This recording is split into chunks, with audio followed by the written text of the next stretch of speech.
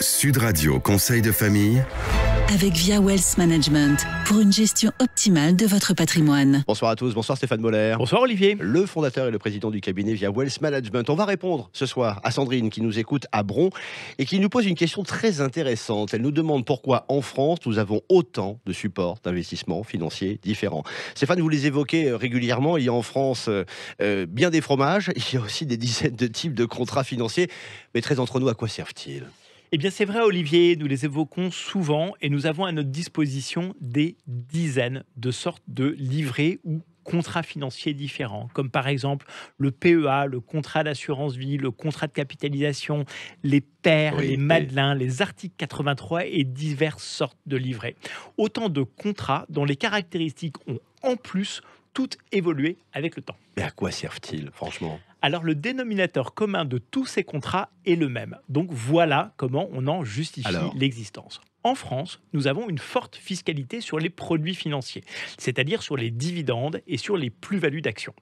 Si les titres sont détenus en direct, c'est-à-dire par exemple sur un compte titre, c'est-à-dire sans être placés à l'intérieur de l'un de ces contrats, la fiscalité est due immédiatement à chaque fois que nous vendons des titres avec de la plus-value ou à chaque fois que nous percevons des dividendes. Un exemple ? Alors par exemple, si j'achète 100 actions Danone pour 100 € et que je les revends 200 € quelques années plus tard, je réalise alors une plus-value de 100 € par action.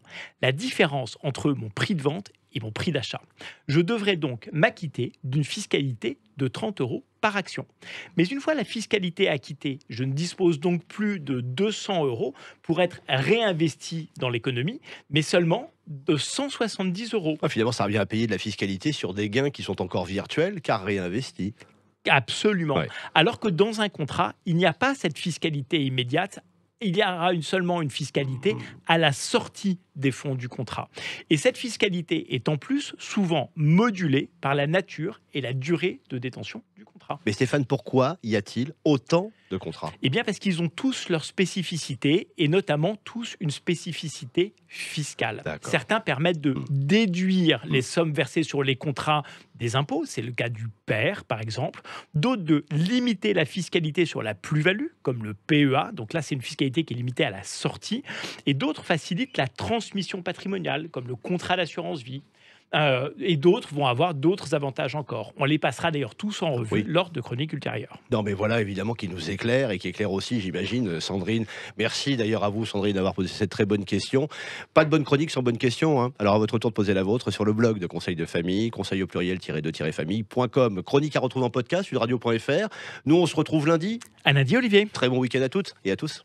C'était Sud Radio Conseil de famille Avec Via Wealth Management pour une gestion optimale de votre patrimoine.